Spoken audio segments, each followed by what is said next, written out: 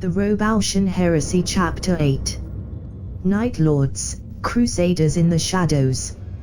For 10,000 years, the Lords of the Night have guarded the countless trillions of the Imperium's denizens from the darkness in all its forms.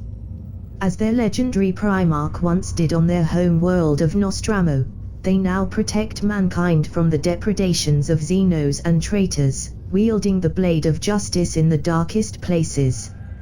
Across thousands of worlds, their name is spoken as an hopeful prayer by the innocent and as a fearful curse by the guilty. Terror cloaks them like a shroud, and within their hearts echoes the vengeful cry of sons forever seeking to avenge their martyred father, slain by treacherous hands in the flames of the greatest sin of all. With eyes that can pierce the veil of the future, they look into the abyss of man's soul, and defy it with their every breath. Origins. It is often said among imperial scholars that the worlds on which the Primarchs landed when they were taken from their father by the machinations of chaos shaped them. That the cultures of their home worlds made them into the heroes and monsters they would later become, and through them alter the nature of the legions that bear their genetic legacy. They point to Lemon Russ, to the Lion, to Magnus and Angron as proof of their claim. Yet in no Primarch is that statement more true, and more false, than it is for Conrad Kurz. The 8th Primarch was shaped by his home world, but he also shaped it in turn, making it something entirely different from what it had been when he arrived. Deep into the Ultima Segmentum, on the edge of the Gull Stars, Nostramo was a world plunged in perpetual darkness, its weak sun constantly eclipsed by the moon Tenebor and its air filled with the pollution of its heavy industry. The only wealth on the planet came from the mining of the world's priceless adamantium core, and its trading with the handful of other worlds that could be reached in the tempestuous conditions of the long night. The population was ruled over by noble houses and crime lords, with little difference between the two. The people of Nostramo lived in constant fear, and the gang wars between factions left many families torn apart as high spire-born lordlings demanded that their minions go kill each other over petty insults. Crime was at such a high level that only the prodigious wealth brought by the adamantium prevented society's total collapse. Murder and suicide were the leading causes of death, even though on a world with such careless industry, it should have been lung disease or work accidents. The old knight had not been kind to Nostramo. But, as the warp storms that had kept the galaxy in the dark for centuries were cleared by the cataclysmic formation of the Eye of Terror and the birth of the dark god Slanesh, hope came to the world in the form of a falling star. The tale of Conrad Kurz's life was written by his own hands, and though he met his tragic fate before completing it, it is still available to the lords and ladies of the Imperium. According to Kurz's recollections and research, the gestation pod of the 8th Primarch crashed through layer upon layer of construction and rock and deep enough to almost reach the adamantium core. From the wreckage emerged a child, pale of skin and dark of hair, his body laced with muscles and thinned by hunger. Alone, with only a sharp piece of his life pod as equipment, the child climbed up the hole his arrival had made in the surface of the world. He emerged from the darkness of the depths and into the new, more insidious darkness of Nostramo Quintus, the greatest city of Nostramo, by size and wealth, not by prestige or advancement. Feeling instinctively that he could trust none of the humans he saw, the boy hid in the shadows, stealing clothing for his ever-growing frame with ease, hunting the vermin of the city to feed his gnawing hunger. For several days, he remained hidden, watching the existence of the humans around him and listening to the myriad sounds of their lives. Then, from an abandoned street not far from where he stood, he heard the scream of a woman. Something within him reacted to the sound, and he ran in the direction of the call for help before realizing that his body was moving. There was no reason to the crime which had caused the scream, only maddened greed inflamed by the touch of drugs and lifetimes of unpunished sin. The woman didn't carry any wealth, nor was she especially beautiful. Through generations of exploitation and violent deaths, the Nostramans had learned that screaming for help wouldn't save them, and only make their aggressors more violent. No one would come. No one cared. Why it is that the woman who was being attacked that fateful night cried out, "None but her shade know." But her call would not only save her life, but change her entire world. The boy saw a woman and the 3 men who were attacking her. They were taller than he was, and while he carried only the shard of his life pod as a weapon, they were armed with knives and guns. Yet he didn't hesitate, and jumped at them with a strength and speed that belied his infant figure. In mere seconds, he butchered them, tearing them apart with his crude blade, screaming in an anger whose origin he couldn't understand. Yet despite his considerable strength and speed and his instincts, sharp beyond imagination, he was still inexperienced in such brutal brawls. A lucky knife plunged in his guts, cutting into his guts and leaving a scar that would remain on the boy's belly under his dying day. With his opponents dead, the boy fell to the ground, groaning from the pain of his wound. He felt, without knowing why, that the tear in his skin and flesh should have already healed, but he was hungry from the brief battle and an existence that, so far, had barely kept him on the edge of starvation. He was too hungry for his superhuman biology to heal him, instead only clotting the wound and preventing him from bleeding to death. And then, he was saved in turn by the one he had saved. The woman didn't know who or what this strange child was, who could kill grown, armed men without apparent difficulty. But she knew that the boy was in pain, and she remembered how she had lost her own 3 sons to the gang wars that tore Nostramo's population apart. Whoever this boy was, she would not leave him to die. She brought him to her home, a small and dirty hab cell in the great towers where Nostramo Quintus' lowest citizens were herded by their cruel overlords. She laid down the unconscious boy, fed him what little food she had, and to her amazement, the wound that she had feared would infect and claim his life healed cleanly in less than a day, leaving barely a scar. The woman's name was Teresa Vacuile, and when the boy awoke from his feverish dreams of death and destruction, she was at his side.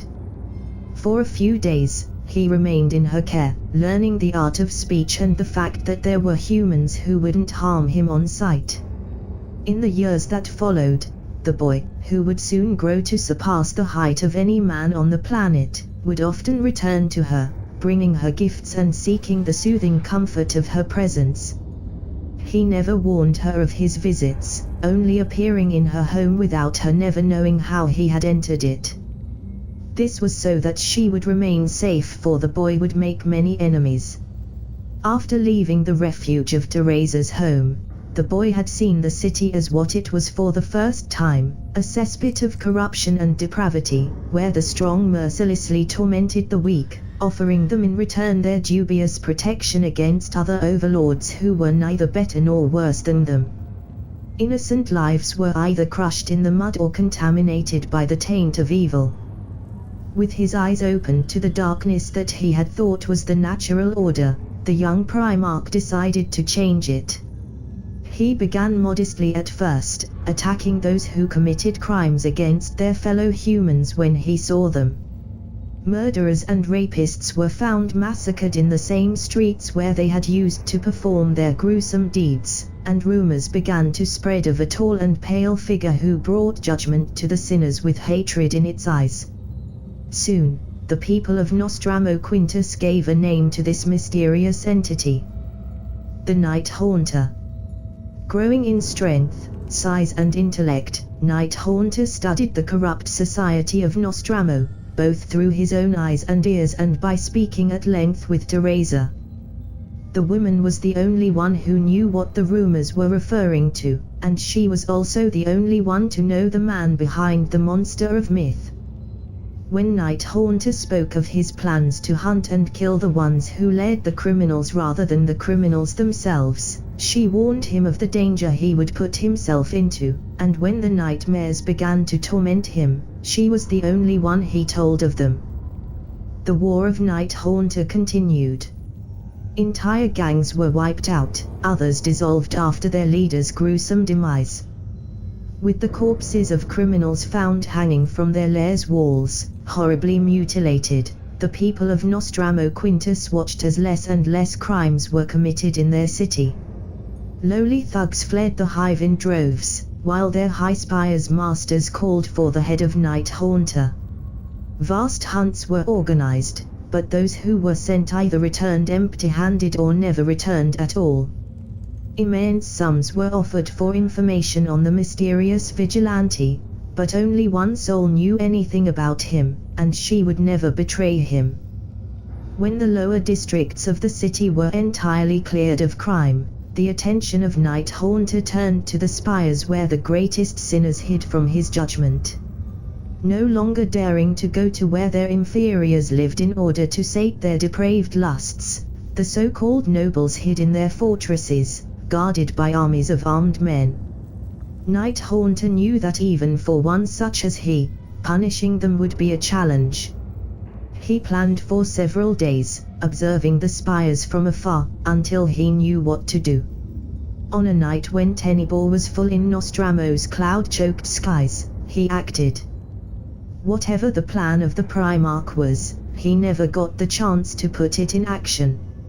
At the same time he infiltrated Nostramo Quintus' highest strata, the planet's heavens suddenly filled with spaceships of a design none on the planet had ever seen before.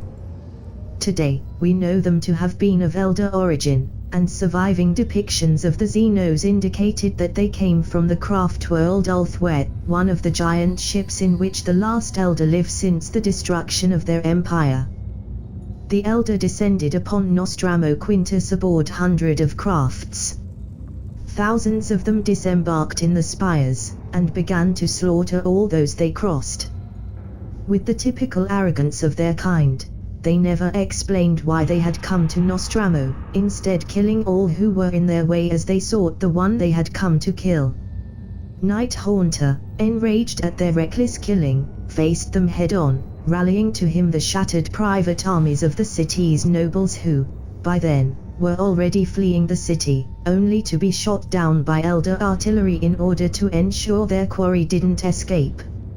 For several days, the two armies fought in the noble district of Nostramo Quintus, reducing it to rubble. Finally, Night Haunter received word of an alien leader, who called for the Lord of the Night to meet him. Despite knowing that it was most likely a trap, the Primarch accepted the offered meeting, seeing it as his chance to stop the killings. He would have gone alone, but for Teresa, who, despite being an old woman by then, refused to let him go alone. She feared that the alien would attempt to manipulate his mind, and believed that with her present, they could avoid such traps. Silence reigned in the small chamber. A demigod stood before the incarnation of a dying species divinities, while an old woman watched from her chair. The Phoenix King had finished his explanation. He had told the demigod of why he and his kindred had come, of the nightmarish future they had foreseen, of the monster the demigod was destined to become. The demigod had not questioned this future, for it was the same he saw every time he closed his eyes. "Do it, then," said Night Haunter, kneeling before the one who would be his executioner. "If only my death can prevent these visions from coming to pass, then I shall welcome it."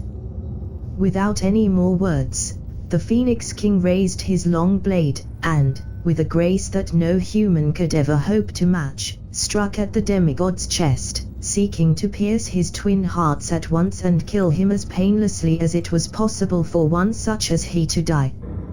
But the blow didn't connect. Instead, it cut through the old flesh of Teresa's own body. Somehow, the crone had managed to move fast enough to intercept the Elder blade. It should have been impossible, but as the Phoenix King looked into her eyes, he saw the unyielding strength of a mother whose child is in danger. The old woman fell, and was caught by the arms of Night Haunter before she could hit the ground. Completely ignoring the Xenos in front of him, the Primarch looked at her face with eyes filled with absolute grief. The Elder stayed immobile, utterly stunned by the crone's actions. The seers of Ultwi hadn't foreseen this. Teresa lifted a trembling hand, and caressed the pale face of the one who had saved her life all these years ago. A weak smile formed on her lips, and she forced a few last words to leave her throat. No human hearing could have perceived them, but both her killer and her adopted son heard them perfectly. "You are not a monster." Night Haunter closed his eyes, tears flowing down his face for the first time in his bloody existence. In his mind, he felt the paths of the future begin to blur. His fate, that he had believed sealed from the moment of his arrival on this dark world, was no longer fixed. The two facets of him, that had fought each other for dominance over all these years, no longer knew which one was destined to emerge victor. The coin of his fate was spinning once more. Conflicting impulses raged across his brain, each sending new visions of possible futures into his mind. To intimidate, or to protect. To rule, or to cow. To burn, or to excise. The King of the Night opened them, staring at the killer of innocence before him with a cold, righteous fury. Far above the two godlings, the seers of Ulthwé felt the shifting of fate, and heard the screams of the dark gods as their schemes were undone. None know what happened at the meeting, except that Teresa died to the Elder's blade, and that the killer perished soon after, in a battle that turned an entire district into ruins, described by the few brave enough to approach it as utterly silent, safe from the sounds of destruction, no screams or challenge, no howl of rage or plea for mercy. Without any explanation, the Elder then suddenly retreated, abandoning the planet and returning to their ships. It was wildly believed that it was the fear of Night Haunter that had caused them to do so, and the people of Nostramo acclaimed their savior. Having fought at his side for the first time instead of fearing his approach, they were finally capable of embracing him and the changes he had made to their society. They gave him a new title, King of the Night, the Savior of Nostramo. With the crime lords slain by his hands and the corrupt nobility wiped out by the Elder incursion, there was no one left to rule the city, and the King of the Night rose to the position with no opposition. With no need to remain in the shadows, the Primarch quickly turned the city into a haven of progress and security. In time, the army he had gathered around him during the Elder incursion helped him force the other hives of Nostramo to join his kingdom. One by one they fell, with the King of the Night striking ahead of his troops to remove the leaders of the local criminal hierarchy before his Night Guard occupied the hive, often with the help of the very citizens of the city they were invading.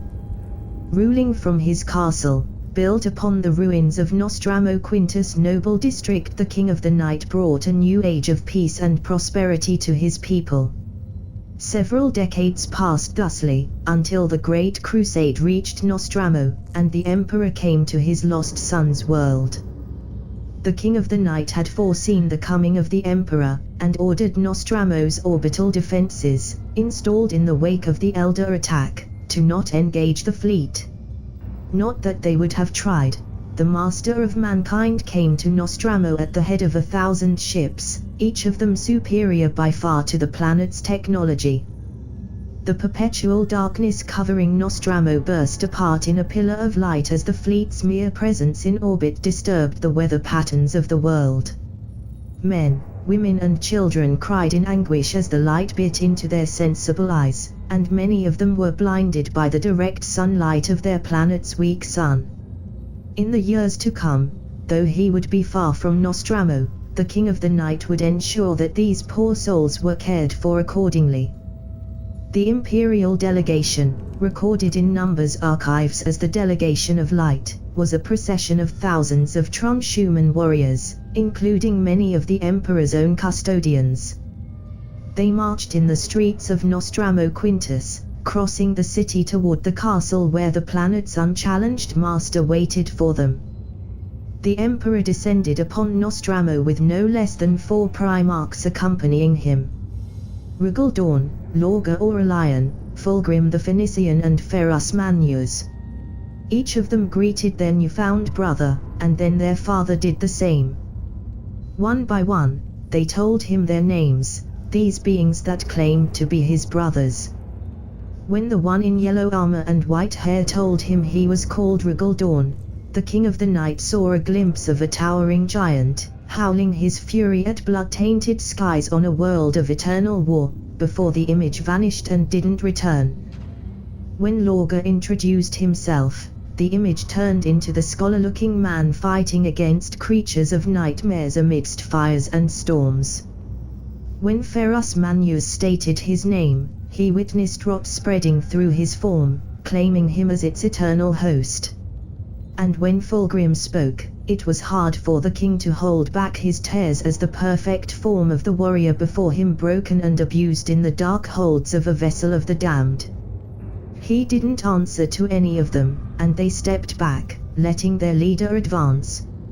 He fell to his knees before the blinding light, trembling hands clawing at his face.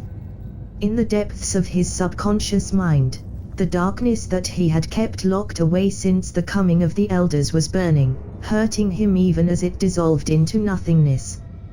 Images of war and chaos flashed in his mind, and he saw the endless battles that the being before him would cause in the future, the trillions who would die in the name of the one who had come to Nostramo with a fleet and an army, and the hand of the Emperor touched his son's forehead, and the visions were gone. A gentle warmth filled the Primarch's body, banishing the pain. "Conrad Cuz, be at peace, for I have arrived and I intend to take you home." And then, to the surprise of all present, the King of the Night rose to his feet and embraced his father, laughing with delight, the sound rich and true, and one that none present had ever heard. The Great Crusade.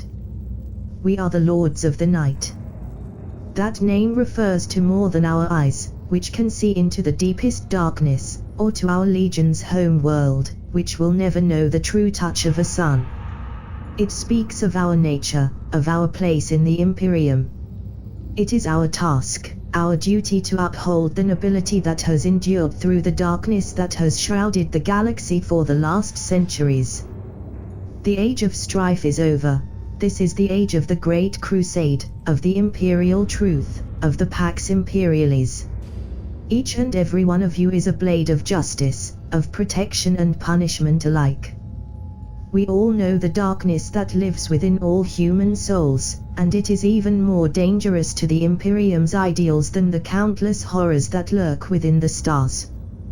By our deeds and our words, we shall keep this darkness caged within forevermore. Conrad Curs to his legion, upon their first reunion on Terra.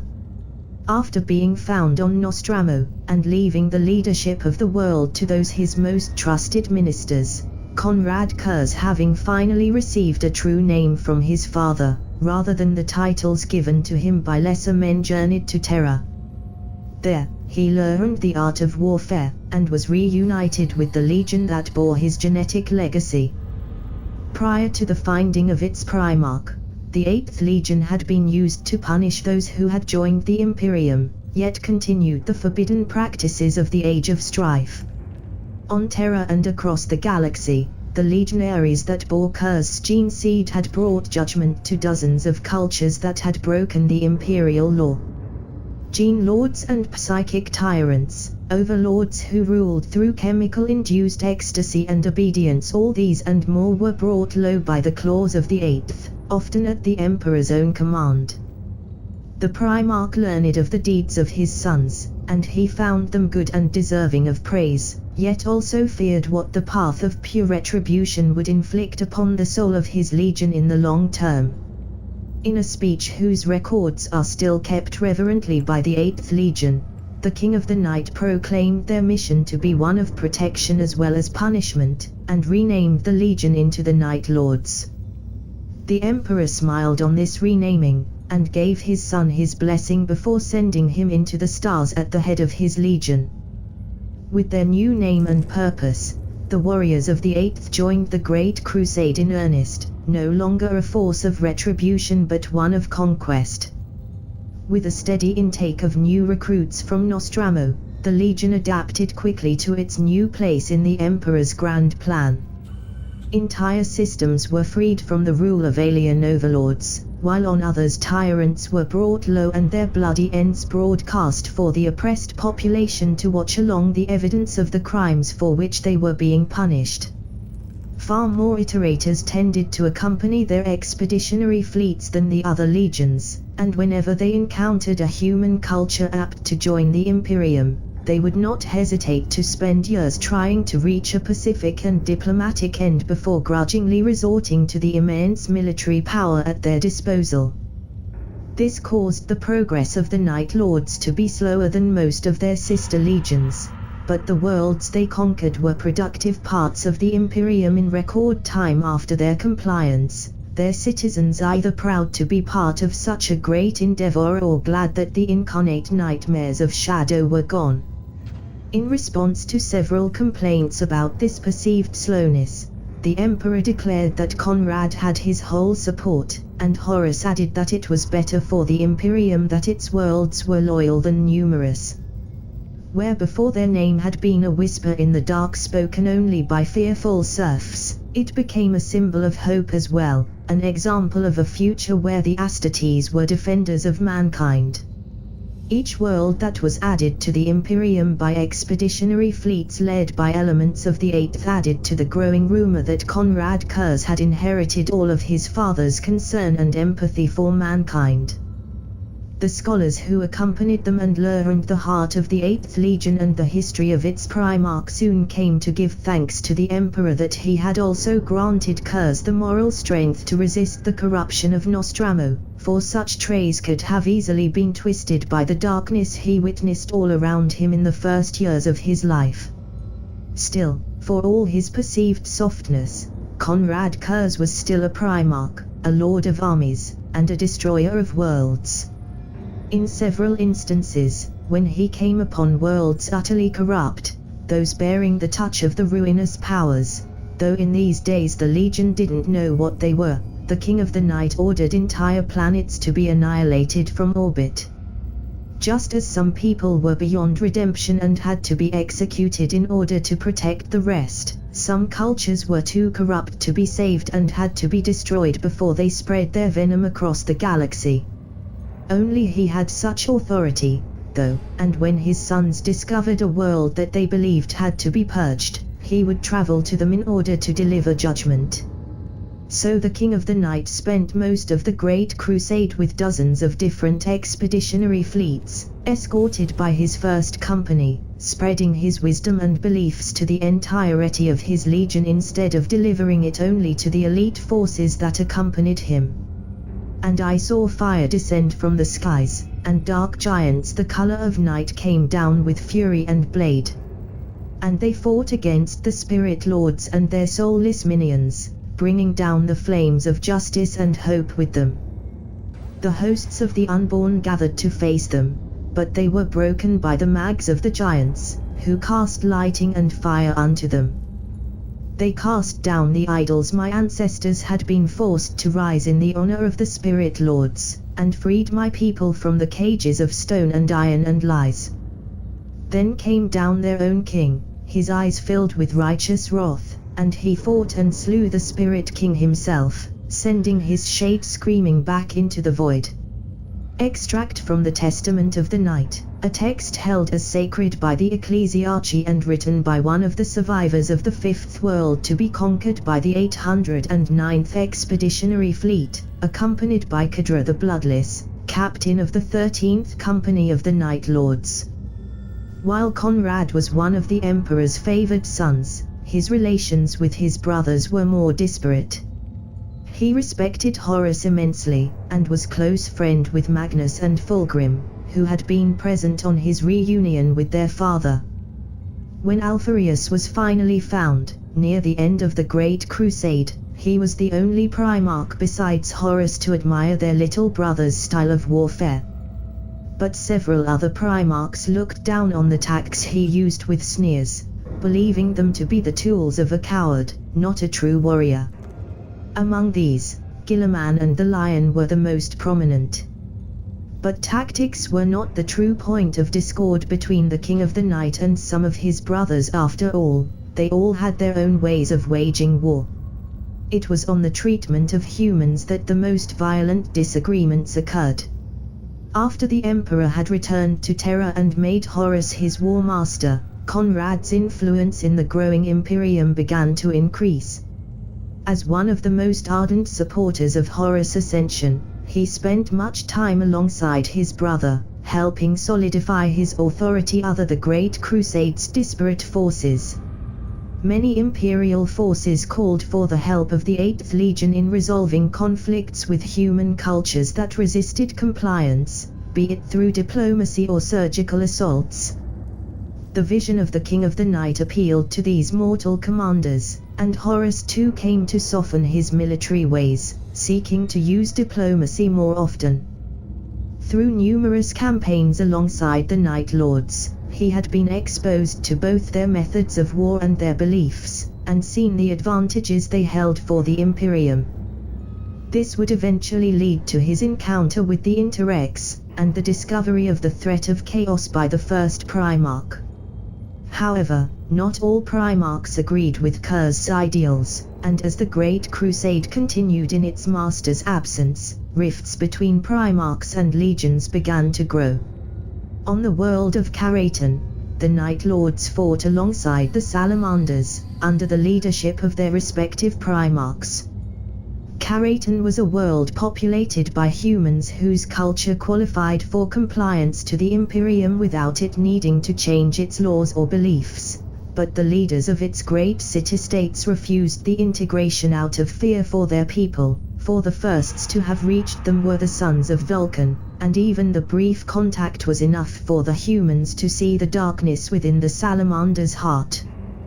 Conrad had heard of his brother's failure to add the world to the Imperium peacefully, and came to Karaten expecting to help bring the population into the fold, knowing that his brother wasn't the most diplomatic soul. But when his ships emerged in the system, the planet was already at war, and he was forced to add his troops to the Imperial attack. With no time to study the foe or learn where to strike to behead Karaten's leadership, the Night Lords were forced into conventional assaults at the side of the Salamanders. Even so, the cities quickly fell to the legionaries' advance.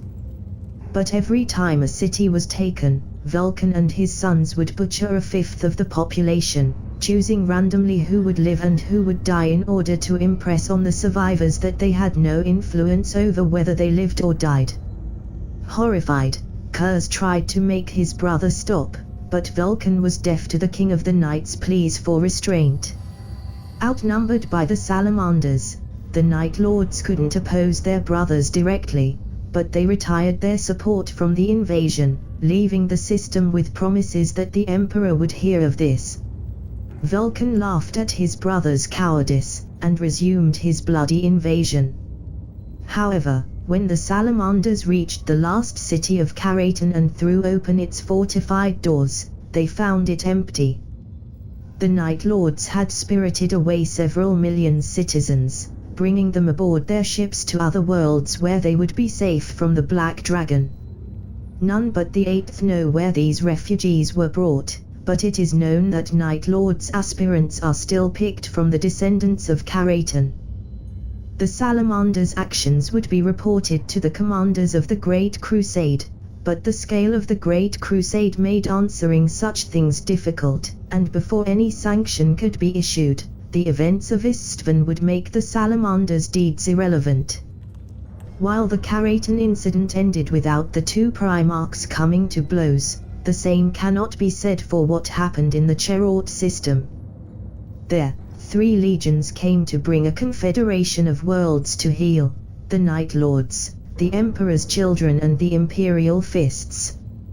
Together, they broke the back of the Cherort system's defenders in record time, in an admirable combination of each of the legion's talents.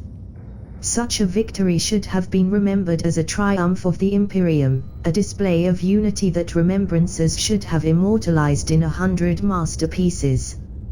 But that was not to be, for as Kurz walked the streets of the last bastion to fall, after the remaining enemy leaders had sent their surrender, he found the Imperial Fists coldly executing prisoners.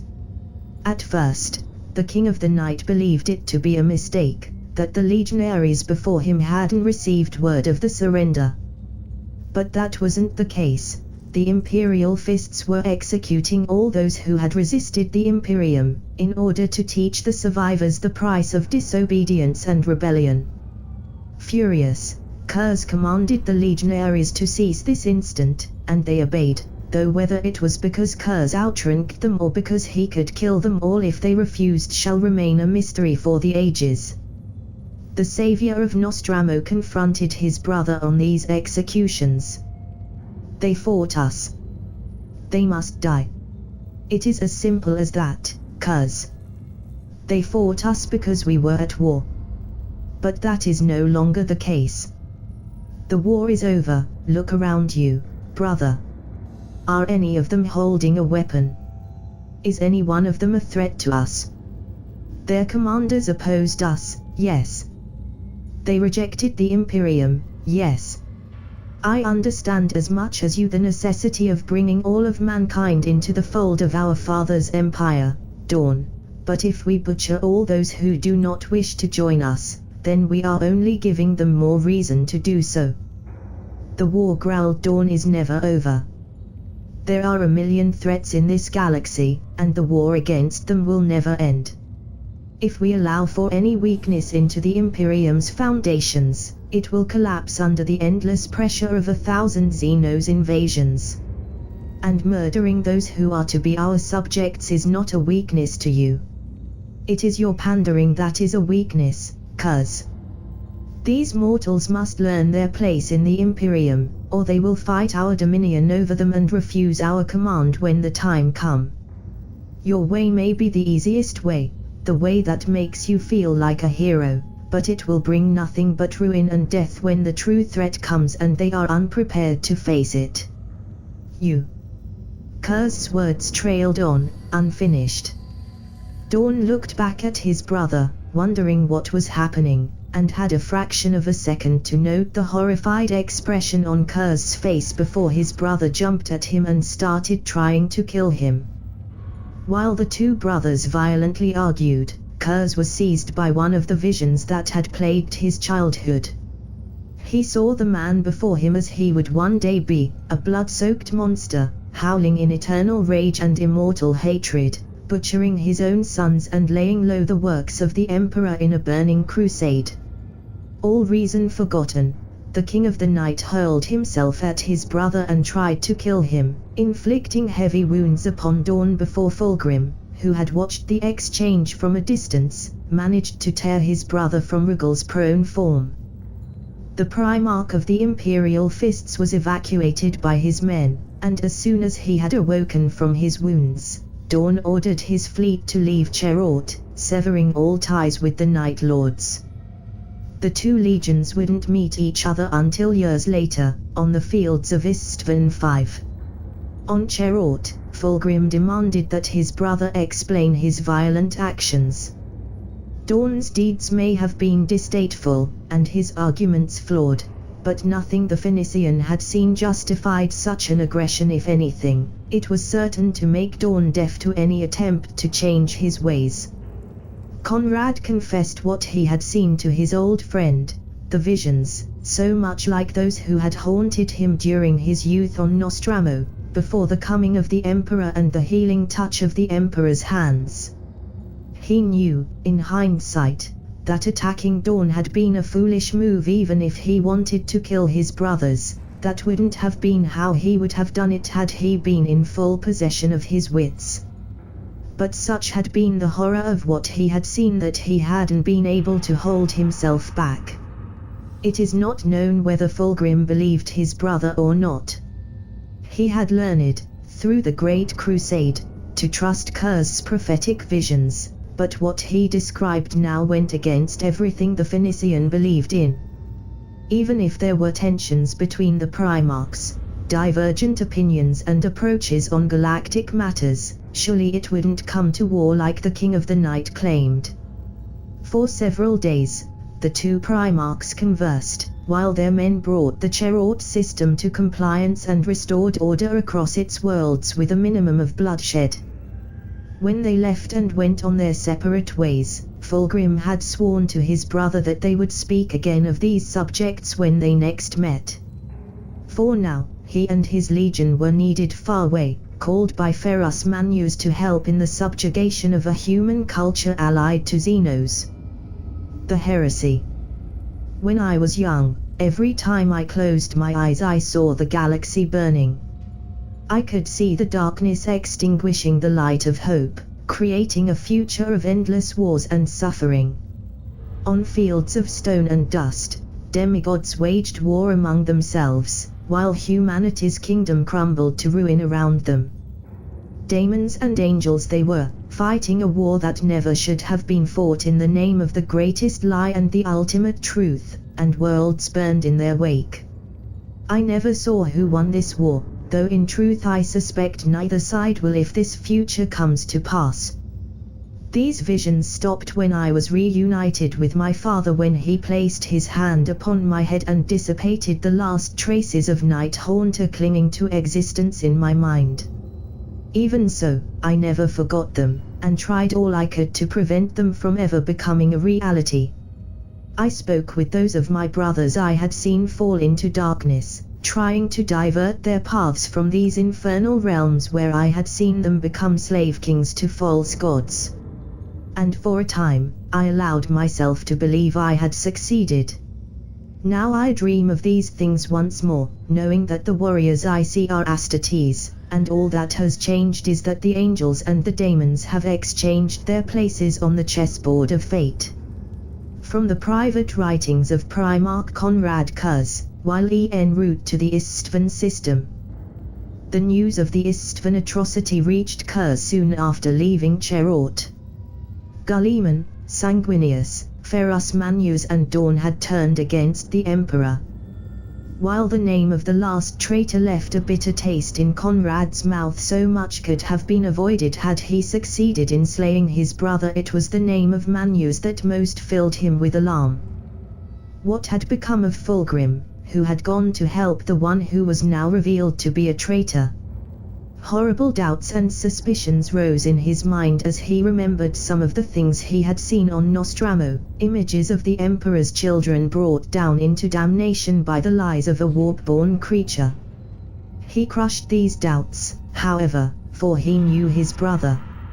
Fulgrim would never give in to corruption. If nothing else, he was too prideful to allow such a thing. The orders from Horus were to gather all loyalist legions in range of Istvan and annihilate the rebellion before it could spread. Yet Kuz, despite his loyalty to the War Master, hesitated. His visions were returning, and with them the images of betrayal and slaughter. He knew not whether they were true or not, but the data that accompanied Horus' orders warnings of the dark forces at work in the galaxy that had twisted Guilliman and his cohorts made him choose to assume they were. While the other legions that would fight at Istvan were gathering their full strength, Conrad decided to go there only with his own elite forces, the Night Guard. On his way to the accursed system, he sent secret orders to the rest of his legion, commanding them to prepare for the worst.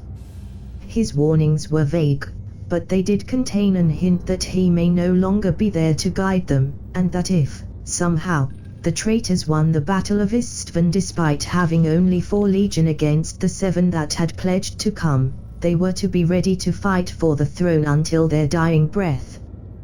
The circle of shadows gathered at several occasions, in small numbers each time, and Kurz spoke to his sons for what he knew, somehow, would be the last time. It is said that upon realizing it without knowing how, many Night Lords, warriors and killers all, wept. Sevatar, first captain of the Night Lords, asked to follow his Primarch to Istvan, but Kurz refused.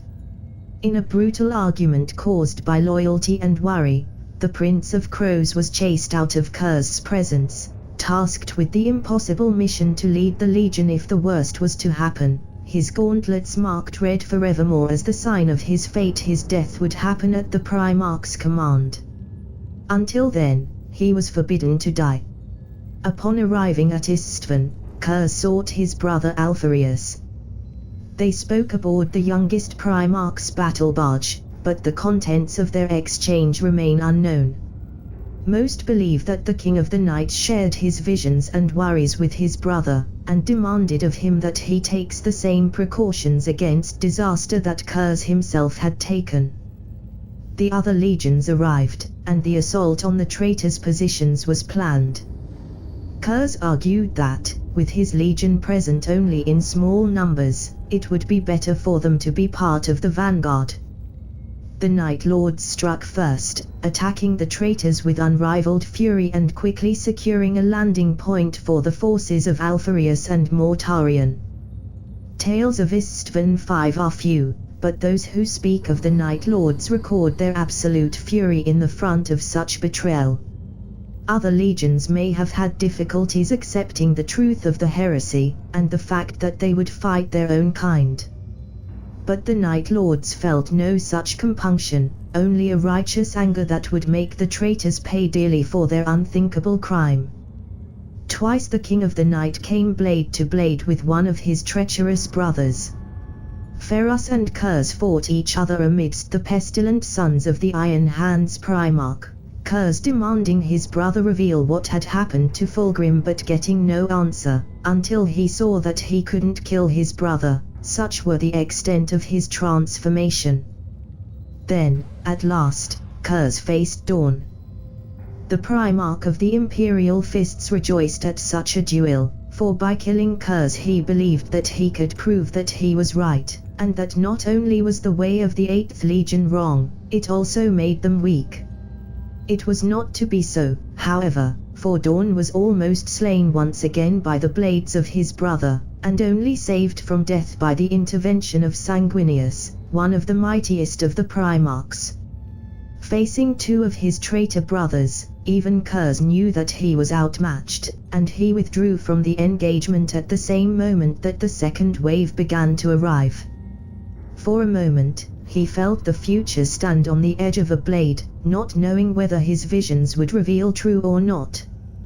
But the visions had been right, and treachery was brought upon Istvan V in the colors of 4 more legions. When the second wave revealed itself at traitors, Kurz would almost certainly have smiled at the reveal of Vulcan's betrayal had it not cost so many loyal lives. Enraged beyond anything he had ever known at the massacre taking place around him, the King of the Night tore a bloody path across the traitors' lines, back to the transports, leading the ever-diminishing host of his brother's legions. The 3 of them, Conrad Kurz, Alpharius, and Mortarion, are said to have fought side by side against the traitor legions, an unstoppable force of nature that called for the death of those who had broken their oaths to terror. When the loyalist host reached the other side of the traitors' lines, Kurz ordered his brothers and his men to go while he held the counter-attack back. Had any other warrior or even any other Primarch made that demand, it would have been foolish and suicidal. But Conrad Kurz was the King of the Night. He was the punishment of sinners and the avenging blade in the darkness. He was fear incarnate. And so, while Mortarion and Alpharius commanded their men to run for the gunships, their hearts filled with sorrow, the savior of Nostramo revealed the full measure of his terrible might. Hundreds of traitors died, torn apart by the claws of an unleashed Primarch, while their own bolts and blades utterly failed to reach him. Darkness coalesced around him as he released his psychic potential, manifesting the darkest nightmares of the Oathbreakers in images of judgment and failure. He was everywhere at once, appearing from the shadows and disappearing again, leaving only a trail of disfigured corpses in his wake.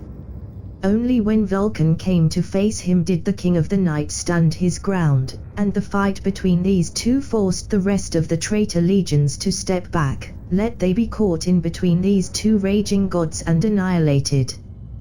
The dragon rose again to his feet, his wounds fuming as he did so. That was the 15th time he had died and risen again.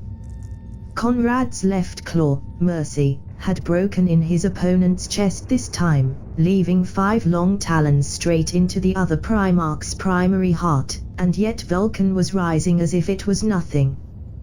This didn't surprise the King of the Night, though. He had known that he couldn't kill Vulcan, he had always known. That was the reason he hadn't tried to kill him at Kartarn as he had done at Cherort, even though the Black Dragon's deeds were arguably worse. "Why won't you stay dead, brother?" he lamented, though in truth he already knew the answer. Like all of them, Vulcan had inherited something from their father. "Why won't you just accept your own death?" Vulcan's answer took the form of a blow from Dawnbringer, the weapon finally reaching the exhausted King of the Night and throwing him on the ground. Conrad tried to stand, but his muscles were burning. Primarch was never made to fight Primarch, and his endurance, endless in almost any other situation, was running out. Behind him, he could hear the sound of the last Thunderhawks and Stormbirds carrying his brothers and their men to the dubious safety of their fleets. A smile, pale, weak and utterly mirthless, showed on his face as the Black Dragon came to stand over him, his hammer held in both hands. "You should join us," Kurz declared Vulcan, his smile plastered on his face. "There is no future in serving our father. He has lied to you just like he lied to us all. Your legion would find its true place in the order of things when Guilliman sits on the throne and we are free to do as we please in this galaxy. I am loyal to our father," spat Kurz in his brother's face. The acidic spit hissed as it tried to eat into Vulcan's back skin, but the face of the traitor healed faster than the acid could damage it. "I will never betray him." "Then die, fool. The galaxy will not mourn the passing of one such as you. Only the living matter, brother, and I am immortal." "Better to die a martyr than to live a monster," answered Conrad Kurz, moments before the hammer came down and, at long last, darkness and silence fell. Seeing their father fallen, the Night Guards, who despite their father's orders had refused to leave with the remnants of the Death Guard and the Alpha Legion, rushed the Black Dragon, and managed to push him back long enough for them to reclaim their father's corpse and leave the cursed world with it. When they reached their ships in orbit, they didn't leave for Terra with the rest of the survivors led by Mortarion, but instead journeyed back to Nostromo, in order to lay their Primarch to rest. Before separating from the fleet of the Death Lord, however, they assured him that the Night Lords wouldn't be idle in this new age of darkness. A message had been sent to the rest of the Legion, warning them of the treachery that had occurred. Kurz, First Captain Sevatar, had already taken the reins of the 8th. If the traitors thought they had broken the Night Lords, they would soon pay for that mistake. Jago Sevatarian, the Prince of Crows. More commonly known as Sevatar, the captain of the First Company of the Night Lords, was one of the greatest warriors of the Legion's Astartes. Born of Nostromo, Sevatar was quickly identified by the planet's regime as a prodigy, and selected for induction in the Legion. Though his mental balance left to be desired as a member of human society, he adapted extremely well to life among the Night Lords, becoming one of the more popular figures in a legion that generally cared little for such things. His skill with a blade was without equal in his legion and with few in the others.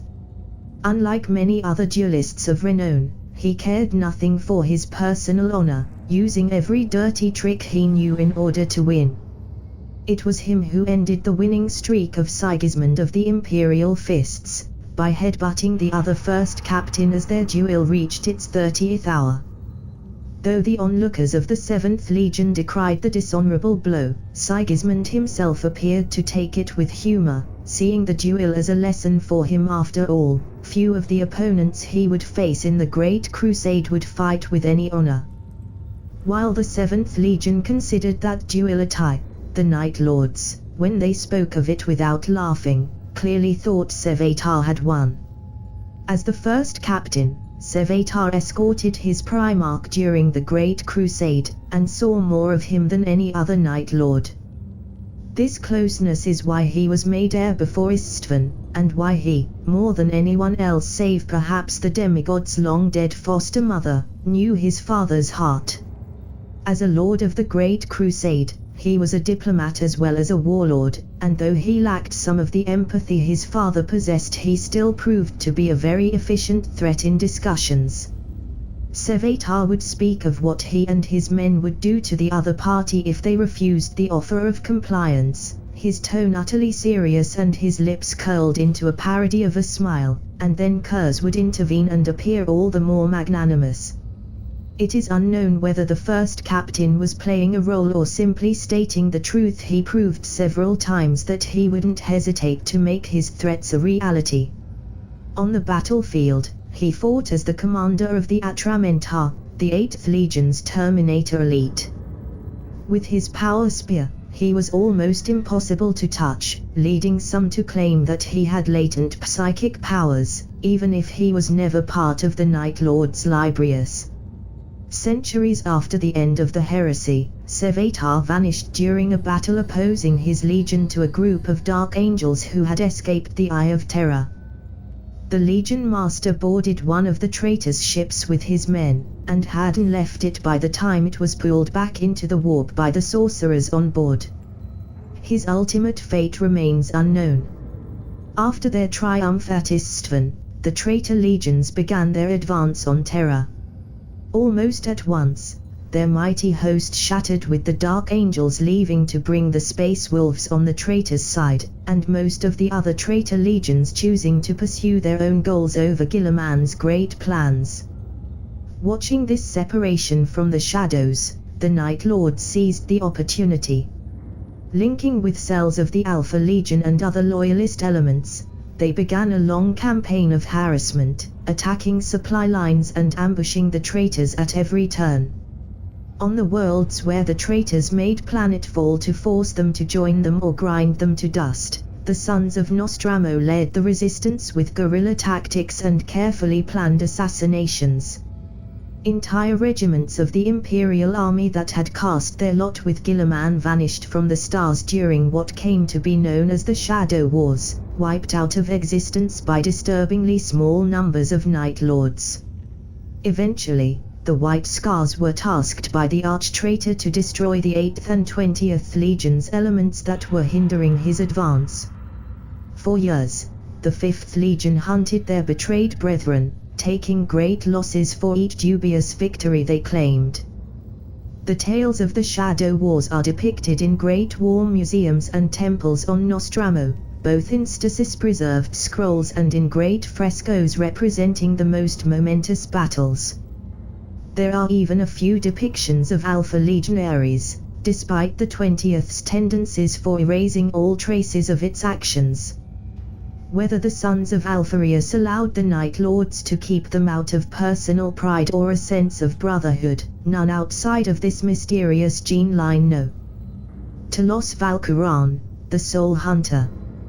One of the prophets of the 8th Legion, Telos Valkyran was an apothecary in the 10th Company of the Night Lords during the Heresy. Like all of those few souls who shared their Primarch's gift without being psychers, he was part of the Circle of Shadows, the group of favorites that Conrad Kurz regularly met, regardless of ranks or prestige. It was during his last meeting with his Primarch that he was bestowed the title he would bear into legend. As the fleet of the Night Lords advanced toward Istvan, Kurz summoned his chosen sons to him, sharing his wisdom with them one last time before going to meet his doom. According to the Primarch, Telos would defy him, refusing to obey his final order and becoming a spirit of vengeance who would hunt down the traitor legions, abandoning his task of protection to embrace the path of punishment. Telos, like most of Kurz's chosen, was ordered away from Istvan, to take part in the Shadow Wars if the nightmares of the Primarch proved to be reality. But he disobeyed, and hid aboard the Nightfall, the Legion's flagship. Without his squad mates, he fought on Istvan, desperately trying to avoid his father's death that he, too, had seen in his visions.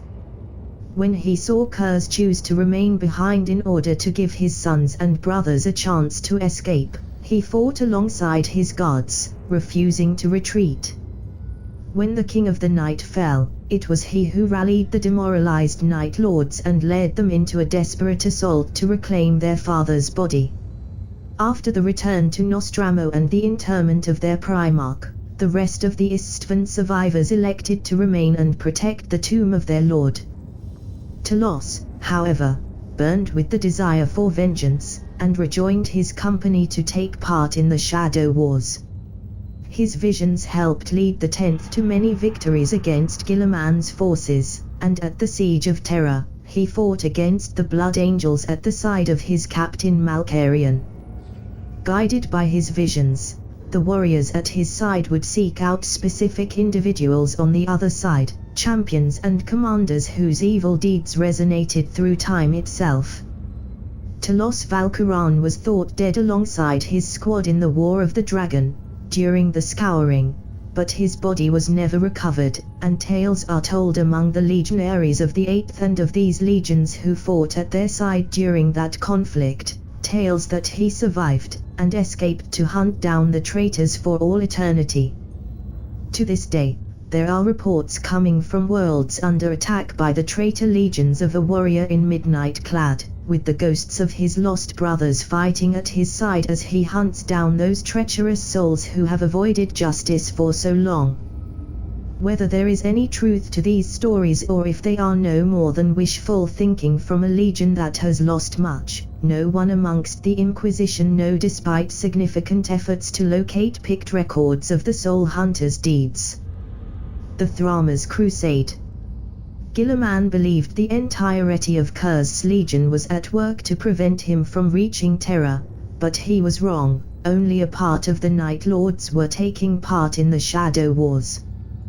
The rest were fighting in the Thramas Crusade in the Ultima Segmentum's corresponding sector, waging war against the forces of the Dark Angels that were taking refuge in the fortresses their legion had built there in secret while their Primarch went on his path to demonic ascension. There, under the command of Legion Master Sevatar, a 10th of the Night Lords fought on more than 100 worlds. The traitors of the First Legion had brought many heretics from conquered worlds to their hidden domain during the Great Crusade, faking their deaths in the same way they had faked their reports of the Gull Star's exploration, describing entire systems as inhospitable to life so that they may use them for themselves. With the blessing of the Chaos God Tzeentch, these mad geniuses were recreating the horrors of the Old Night. With the help of the Dark Angel sorcerers, they were creating demon engines, summoning Neverborn and binding them into the frames of great war machines. Others were using millions of human prisoners as material for genetic experiment, while many dissected the corpses of loyalist Astartes taken from Istvan V, seeking to pierce the secrets of the Emperor's gene craft. The Dark Angels' forces were under the command of Captain Alajos of the Ninth Order, the same traitor marine who allegedly gave first the order to open fire on the loyalists at Istvan V. Alajos' forces vastly outnumbered the Night Lord's fleet in Astartes alone, and he had countless other armies under his command, though many had been created in the Thramasian pits and lacked both testing and battle experience. At the beginning of the Thramas Crusade, the Night Lords had the advantage of surprise. the Dark Angels believed them to be broken since their Primarch's death, scattered across the galaxy and uselessly wasting their lives in attempt at revenge. It was only after the loss of several worlds that Alagos finally learned of the 8th Legion's presence and that the Crusade truly began in earnest. The Dark Angels hunted the Night Lords, matching their sorcery against the Librarians' visions and their blasphemous demon technology against the Sons of Nostramo's stealth ships. Sevatar directed the whole operation with the same tactical insight he had shown during the Great Crusade, adapting his battlefield wisdom to the greater conflict with terrifying ease. Leading from the front on every battle he took part in, the first captain of the 8th Legion was a nightmare manifested upon reality, his spear forever thirsting for traitor blood. Nostramo, the Night Lord's home world, was near this region of space. Yet not once did the world see battle during the entirety of the Thramas Crusade. Whether the Dark Angels commander hesitated in committing to an assault on another legion's home world without his Primarch's presence, or some other motive was behind the lack of action from the elusive First Legion, none but their surviving kin in the eye may know for certain. It may be that the Dark Angels saw that the Night Lords weren't using Nostramo as their headquarters, refusing to make such an obvious move. Indeed, only the survivors of Istvan V, the bloody remnants of the once great Night Guard, keeping watch over their father's body, and the warriors permanently assigned to the defense of the world stood on Nostramo. Instead, Sevatar had installed his center of operation on a world that had been named Sagwilsa when it had been discovered by the 8th Legion. Without any resource worth colonization and access to the world difficult through the warp's tumultuous tide, the Night Lords had chosen to hide the existence of that world, turning it into one of their several bases of operations dissimulated across the galaxy. The Dark Angels learned quickly that they hadn't been the only ones taking precaution during the Great Crusade, and sought to find the location of Sagwilsa.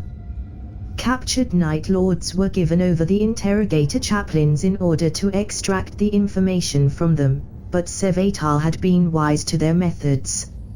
Only his fleet's navigators knew the location of the planet, the rest of the Legion willingly kept in the dark to prevent such leaks. Those captured and tortured laughed in the face of their captors, more than one of them breaking free of his cell between schaunces and wreaking havoc behind the Dark Angels' lines. The Thramas Crusade lasted for most of the Roboutian Heresy. By the end, the Thramasian pits that the Dark Angels had spent decades to build and had hoped would provide them with the weapons to win the war were in ruins, their techno-overlords slain and their foul laboratories aflame. Only a handful of worlds remained, too deep within the Dark Angels' domain to reach. It was then that Alagos learned that his father had completed his quest, and was now en route to Caliban. Once the Lion's business on his home world was concluded, he would come to the Gull Stars and expect to find the army Alagos had been tasked to prepare. Panic filled the Dark Angel, for his forces were actually far lesser than they had been when his father had left. Fearing the wrath of the first demon Primarch, Alagos tried one last desperate gambit to at last crush the Night Lords and win the Thramas Crusade, hoping to thus earn his father's forgiveness even if he had failed in his given objective. Alagos used an heretical warp engine that housed a powerful demon of Tsinch within its core systems to trace the paths of Night Lords' ships in the warp and locate their base of operation. The records of the 8th state that the Dark Angel had to sell his soul to whatever creature was bound to the device in order to obtain the information, though how the Night Lords learned that is not mentioned anywhere in the archives. Alagos gathered his whole fleet, and launched a massive assault on Sagwilsa. Taking the Night Lords by surprise and with overwhelming firepower on his side, the Dark Angel commander was able to break the back of the 8th Legion forces. Descending on the planet itself at the head of a vast armada, the captain reached Sevatar himself and the two of them fought at the heart of the Night Lord's citadel. In the end, after his men had left the surface, Sevatar activated his spear's teleportation beacon and was teleported back aboard his fleet, before ordering a full retreat, leaving Alajos screaming in failure while the mines deep within the fortress detonated and brought the whole structure down on the invaders. Felgerist, the chief librarian of the Legion, had been right, mused Sevatar as he dodged yet another clumsy strike from Alajos. He was growing stronger. The Dark Angel commander was a good warrior, and showed evidence of numerous blessings from his unholy patron, and yet Sevatar was quicker and stronger than him. They had been going at it for more than 5 minutes now, according to the chronometer at the edge of his vision that advanced so slowly, and he hadn't taken a single wound yet. In fact, it was almost a boring fight, despite the novelty of fighting someone in slow motion. But duty was duty, and by holding the full focus of the enemy commander on him here, deep in the fortress, Sevatar was preventing him from directing the pursuit of his fleet. Finally, after what seemed to be an eternity, a single rune on his visual display changed colors, the sign that his plan of evacuation had been executed. Without wasting any more time, he disarmed Alajos in single blow, before impaling the Dark Angel through the chest with his chain spear. The traitor fell on his back, stinking blood spilling from his wound, but he wasn't dead yet. In fact, already the wound was starting to close, and if Sevatar was any judge, all it would take would be a few augmatic vertebrae and the traitor would be as good as new. That was, of course, if he lived long enough. The Dark Angel looked up at him, and even though they were both wearing helmets, Sevatar could feel the hatred radiating from his foe as he waited for the blow that would end his life. Sevatar lifted his spear, ready to deliver it, when a sudden thought occurred to him. He stopped, and lowered his weapon, activating instead the teleport beacon that would bring him back aboard the Nightfall. As wisps of ozone gathered around him, he saw the surprise and incomprehension flare in the Dark Angel's aura, and said, "Give my regards to your Primarch when he comes here and learn of your failure to kill me." Alajos screamed in pure fury, and Sevatar grinned through the blood running down his nose and his eyes and mouth and ears as the teleportation flare engulfed him.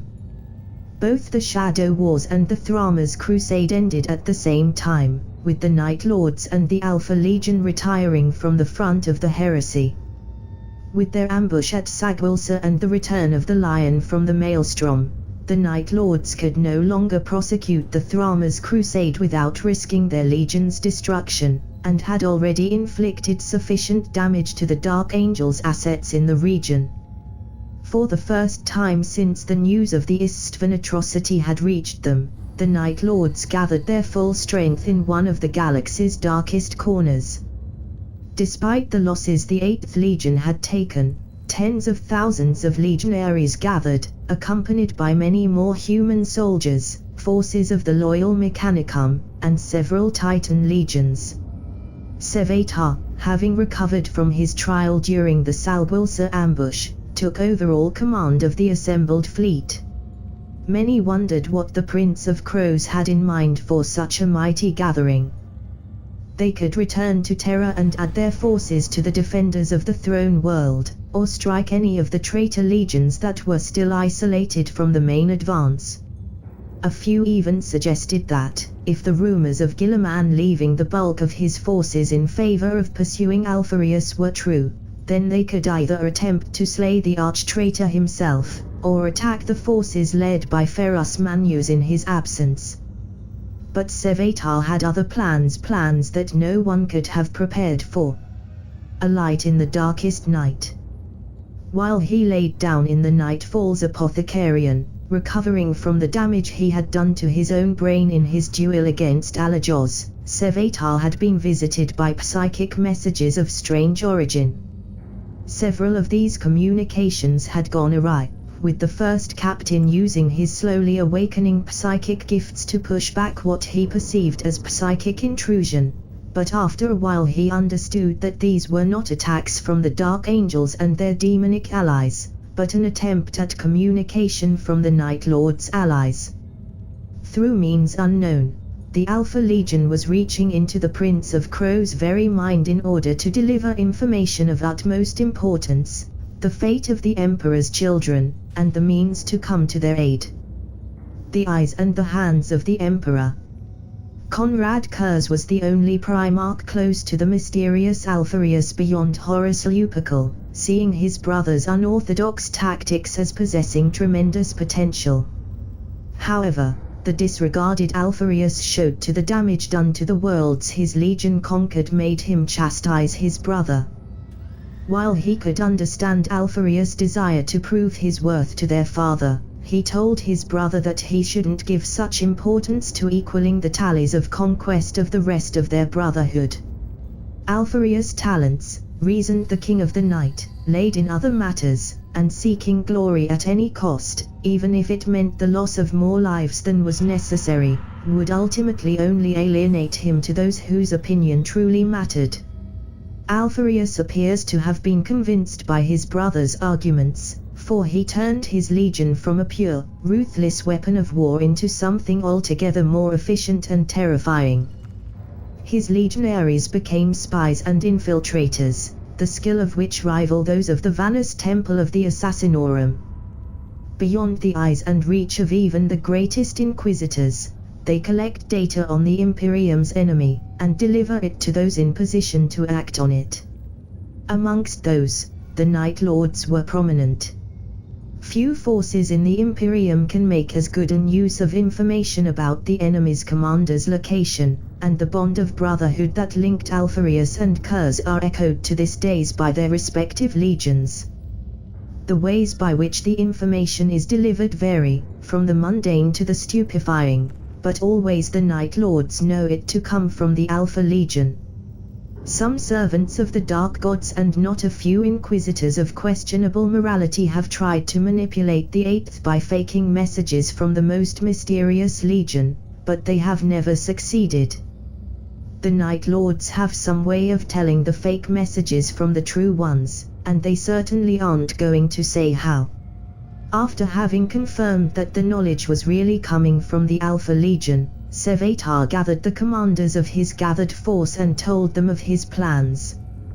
Quelling all skepticism with his usual blend of intimidation and charisma, the Legion Master led the Night Lords to a giant woodway portal, large enough to allow entire fleets to pass through. Following the images engraved in his mind by the Alpha Legion's message, Sevatar led his fleet across the labyrinthine dimension and to the portions of its infinity where the bleeding war was raging between the Emperor's children and the Dark Elder. The Night Lords struck the children of Khumra with their full strength, destroying hundreds of their ships and boarding those containing their brother legionaries. Linking up with the remaining free forces of the Third Legion, they freed Fulgrim and told him of the darkness that had claimed the galaxy in his absence from the material plane. With the Emperor's children and their Primarch rescued, most of Sevatar's fleet wanted to leave the Woodway and go to Terra. But once again, Sevatar denied them. The throne world was already besieged, he said. If they went there through the warp, they would never reach it in time to tip the scales of the siege. With Fulgrim's support, Sevatar ordered the two fleets to pass through the Woodway once again, following his guidance until they emerged mere hours of warp travel away from Terra. I am justice. I am judgment. I am punishment. Battle cry of Jago Sevatarian, Legion Master of the Night Lords, during the Siege of Terra. The Siege of Terra was the final battle of the Roboutian Heresy, and the Night Lords were determined to play their part in it. When they reached the titanic space battle taking place in the Throne World's orbit, transmissions reached them from the surface of the atrocities being perpetrated by the Blood Angels. Immediately, the 8th Legion descended upon the treacherous sons of Sanguinius, creating 1,000 duels of legends in the ruins of Terra's great cities as champions from both legions clashed. When Sanguinius' incarnate body was slain by the Mournival and his essence cast into the warp, the Blood Angels collapsed on the ground, and the Night Lords didn't question their good fortune. They slew hundreds of Blood Angels in the throes of ecstatic agony. The events of that night gave birth to a grudge between the two legions that has lasted to this day. The Night Lords remember the Blood Angels' atrocities, and the Blood Angels remember what they see as the Night Lords' cowardice. The Blood Angel screamed as he died, not in pain but in absolute ecstasy. With disgust, Talos tore his chain sword free from the traitor's chest, but the blade was caught up in some twisted bone structure, and broke apart in his hand. Tossing away the useless handle, the apothecary looked around for a replacement. The power sword of the slain angel was laying nearby, a golden relic of breathtaking craftsmanship, with a ruby the size of a human fist encrusted in its pommel and its name written on its edge, Aurum. Talos reached out to pick up the blade. He saw himself standing above his brothers' bodies, holding the blade aloft and laughing in madness. Pleasure flowed through his veins, rewarding him for the murder with sensations the like of which he had never known. Above him he saw the face of a perfect being smiling upon him in appreciation of his deed. Around him, ranks after ranks of Blood Angels were hailing him as their lord, their master, their prince. Staggering, Talos stepped back from the corrupted weapon. With a snarl, he brought down his boot upon the inactive blade, breaking it to pieces with the sound of wailing ghosts. He would continue fighting with his bolter, his combat knife, his bare hands if he had to. Better that than using the enemy's tools against it. Soon after the fall of Sanguinius, Guilliman perished as well. The traitor legions ran, and the Night Lords took in the desolation that had become of terror. For a few days, they remained on the throne world, helping take care of the immediate aftermath of the devastation and healing their own wounds. Then, at the command of the Legion Master, they set course in pursuit of the traitors. The Post-Heresy. The Emperor's Blades. The Night Lords and the Assassin Temples have long had a relationship most unusual between Astartes and those trained by the Officio Assassinorum. Unlike most of their brethren, the Night Lords do not scorn the Assassins, seeing them not only as a necessary part of ruling a kingdom the size of the Imperium, but also as valuable assets in their own conflicts. As soon as during the Great Crusade, the Night Lords asked for a closer collaboration between themselves and the temples, and the then masters accepted, more than a little surprised by the offer. Ever since then, small squads of assassins from all temples have been assigned to the companies of the 8th Legion, providing one more tool in their arsenal of terror and surgical strikes. The members of the Calidus Temple are especially useful, since the Night Lords, while capable of stealth, can hardly infiltrate the inner workings of any human society without being spotted as transhuman giants. In recent years, the Night Lords came to the aid of a secret Calidus temple on Uria 3, guided by the vision of one of their prophets. This act, echoing the ancient bonds between this particular temple and the 8th Legion, has led to a rekindling of their relationship, which had been tense ever since the beheading proved that the assassins were also subject to corruption. Despite the loss of their Primarch, the Night Lords were one of the more prominent legions in the aftermath of the heresy. While the surviving sons of the Emperor rebuilt their own legions or took part in the long, painful process of reforming the Imperium, the 8th sailed the stars in pursuit of the traitors' fleets. In the galactic purge that followed, the Night Lords were at the tip of the spear of imperial retribution, bringing countless rebel worlds to heel. When the inhabitants of these worlds had joined Guilliman's rebellion out of fear or deceit, they only punished the leaders who had made the decision to surrender, executing them as a warning to those who would replace them. On worlds where the population had wholly embraced the arch-traitor's blasphemous beliefs, they brought punishment in the form of orbital bombardments and merciless culling. While the Night Lords had been hailed as ideal crusaders during the Great Crusade and symbols of hope during the heresy, the Scouring showed the entire Imperium just how far the sons of Nostromo were ready to go in order to punish and protect. Unwilling to risk any taint lingering and leading to other heresies, they worked closely with the Inquisition in order to uncover any traces of corruption. It was during the Scouring that word reached the convalescent Imperium of the atrocities committed by the traitor Primarch Vulcan. He and his legion were carving a bloody path on their way to the Eye of Terror, plundering hundreds of worlds in their wake. Seeing this as a deliberate provocation, the Night Lords prepared for war against the one who had murdered their father. Sevatar planned for it carefully, not wanting to fall into a trap and let the Black Dragon escape justice. However, his efforts were reduced to nothing when Vulcan revealed that he still had the relics of Conrad Kuz, stolen from the Primarch's body during the Istvan massacre. The Prince of Crows lost control of the Legion's forces as they burned with rage in the face of that affront, and dozens of companies launched a premature assault of the Salamander's fleet. With such a beginning, the War of the Dragon cost much to the 8th Legion.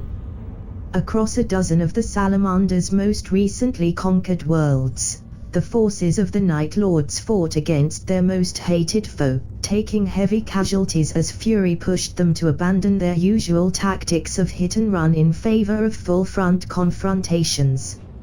It took several months for Sevatar to retake control of the campaign, and only with the help of the Sons of Horus did the Night Lords finally manage to defeat the 18th Legion, with the final battle taking place in the ruined system of Krith. The relics of the King of the Night, his crown, his signet ring, his lightning claws, mercy and forgiveness, and several other items that were torn from his body by his greedy brother upon his death were reclaimed in a daring assault, and are now enshrined next to their owner's body on Nostromo. The 8th Legion still sees it as a personal failure that they failed to slay Vulcan himself, instead unwillingly taking part in his ascension as a demon Primarch of Chaos Undivided when thousands of them died in ill-prepared assaults. In the aftermath of the War of the Dragon, Sevatar condemned all of the surviving commanders who had attacked without his orders to bear red hands until they had atoned for their failure. Although such a large sentence was unprecedented in the annals of the Legion, the condemned themselves accepted it as their rightful punishment, stepping down from their command in order to serve as simple battle brothers once more. None of them was ever graced, and all of them died in battle, only earning absolution through their own sacrifice. The fact that Sevatar himself was still carrying the red hands himself was one that none dared to bring up. In retaliation, Sevatar burned Nocturne to the ground himself, reducing the warp-infested planet to cosmic dust in a combination of firepower rarely seen in the galaxy. The First Legion Master is said to have smiled at the spectacle, and for once, it was an actual smile, not his usual corpse grin. Somehow, witnesses' accounts describe it as even more terrifying. Decades later, while the Night Lords were fighting the remnants of the Dark Angel's empire in the Gull Stars, Sevatar disappeared during an assault on one of the traitor's battleships. In his absence, a new Legion Master was elected, and the Legion continued its work. The door of the cell opened without a sound. Sevatar didn't move when he felt the assassin enter, for he knew that he was being watched by means beyond mere optic surveillance. A moment later, he felt the restraints opening as the Presence placed the keys she had stolen from one of his captors into the holes and recited the correct incantation, hissing in pain as the warp craft took its toll. Simultaneously, she dropped a small container onto the ground, and it liberated a smoke that would temporarily silence any esoteric alarm. Assured that all was taken care of, Sevatar stood and began to stretch his painful muscles. Now said Emshan, an assassin of the Calidus temple that had been attached to Sevatar's own personal command. We have to get out of here. We can steal a small aircraft in the docks and reach one of the smaller ships and take it over. Then. No, interrupted Sevatar. We aren't leaving just yet. She looked at him with her blank mask, somehow letting her anger show on the featureless surface. Before she could voice her disapproval or ask her question, the Legion Master, though he hoped that the others had already chosen his successor and weren't waiting for him, continued. There is another prisoner here that we have to rescue, Emshan. An astropath, a little girl. She is trapped here aboard this ship of monsters, and she helped me resist the interrogator chaplains. We need to rescue her. This is foolishness on a level that is unprecedented even for you, Sevatar. There is more to it than mere humanity and common decency, assassin. She knows a lot of things about the First Legion. And if she can shield me from the bastard soul torture without them even noticing, then she is even more important. And if it is a trap, asked Emshan, already resigning herself to doing whatever this madman wanted. Sevatar smiled, the same, heart-stopping corpse smile that he always used. Even if he was dirty, covered in fresh scars and without either his armor or his weapons, Emshan had to resist the urge to draw back from him. He always had that effect on her when he smiled. Then we shall kill whoever stands in our way. Millennia after the Roboutian Heresy, the Night Lords were part of the attack on Camera, alongside the Emperor's children and the World Eaters. Upon witnessing the atrocities of the Dark City, the Night Lords fought with a fury unseen since the days of Istvan itself, and liberated thousands of slaves from the Dark Elders' pits. These poor wretches were then cared for by the Legion, but most of them died quickly, too weakened by the horrors they had gone through. A few of those who survived were incorporated into the ranks of the Sin Eaters, having seen one of the galaxy's darkest places with their own eyes, while some of the youngest became recruits of the Legion. Organization. Thanks to the foresight of their Primarch, the Night Lords were prepared to deal with the loss of their Gene-Sire, and though they mourn his death to this day, they are still determined not to let it make them falter in the pursuit of their sacred duty. Because of the sheer size of the Imperium, however, it is not possible for them to continue bringing justice and retribution with any rigid command structure. The Legion is divided at the level of individual companies, patrolling the Imperium in order to keep it safe. Their ships wander the darkest roads of the warp, hunting for the renegades, pirates and traitors that use them. At the highest level of command stand the Legion Master and the 7 commanders of the Chiroptera. The Legion Master is master of the Legion's flagship, the Nightfall, a ship reclaimed from the graveyards of Istvan and repaired at great cost by the Mechanicus, and personally commands at least 10 companies. He is the one to whom all captains answer, and the one deciding when to gather the Legion's dispersed strength for a specific goal. Among the Legion, his word is final, carrying the authority of the King of the Night in whose name he rules. When the current incumbent dies, a fate that, no matter what rank an Astartes holds, is inevitable, the members of the Chiroptera gather on Nostromo and seal themselves away from the rest of the Legion. Only when they have chosen a new Legion Master from among their ranks do they emerge once more, which is immediately followed by the induction of a new member in the Chiroptera to fill the hole formed. The process by which a new Legion Master is chosen is unknown, even to the highest-ranking Inquisitors with close ties to the 8th Legion. Rumors abound of duels being fought, or of communing with the Primarch's spirit through the visions that rake some of the Night Lords, but all those taking part have sworn an oath of secrecy that, after 10,000 years, remains unbroken. The Chiroptera and the Circle of Shadows. During the Great Crusade, Kurz gathered a group of legion commanders to act as his seconds in the prosecution of the Emperor's will. 7 officers chosen from the entire legion belonged to this group, replaced when they fell in battle. The King of the Night didn't limit his choice to those Night Lords in the highest echelons of the legion's hierarchy, naming several simple captains in the Chiroptera. There were only 2 criterias for entry when an opening appeared. One had to be an officer of at least the rank of captain, and possess some talent for warfare that Kurz thought would be of use to the legion. Void tacticians, diplomats, masters of infiltration and ruthless warlords, all of them were incorporated to the legion's elite commanders. Membership of the Chiroptera didn't officially change rank in the legion, but even chapter masters of the Night Lords listened when one of the 7 spoke.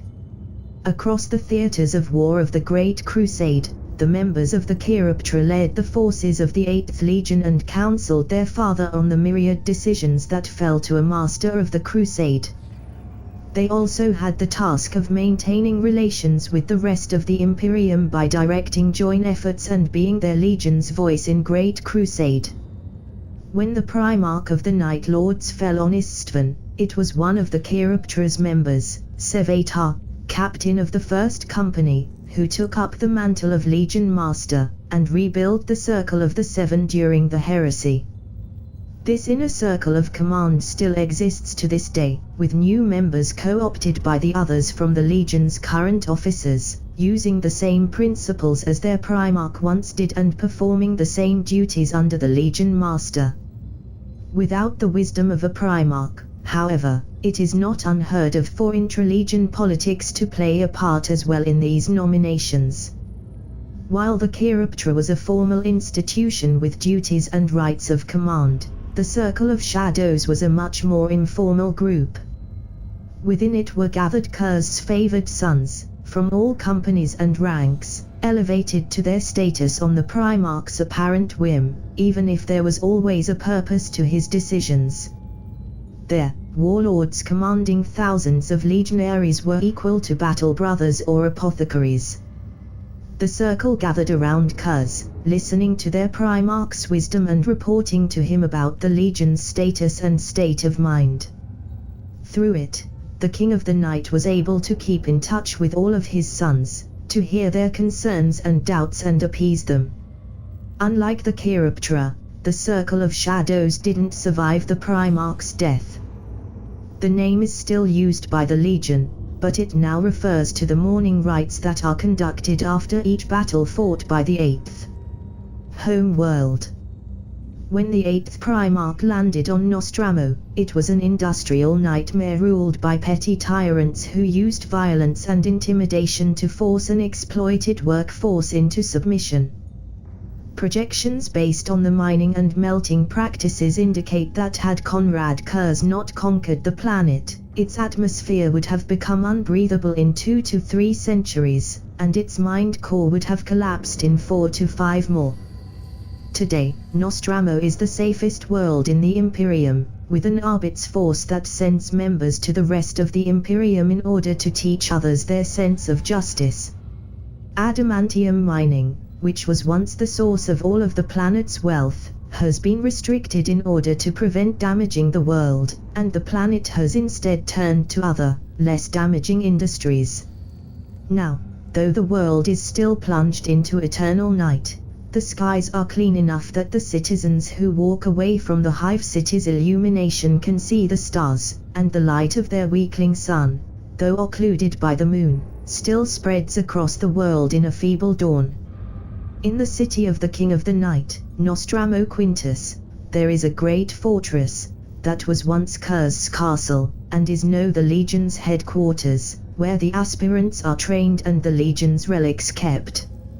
Nostramo enjoys fruitful trade relationships with dozens of systems, and it is seen as something of a rite of age for Nostramans to go on a journey in the stars aboard one of the spaceships that make the tours between the night world and its partners.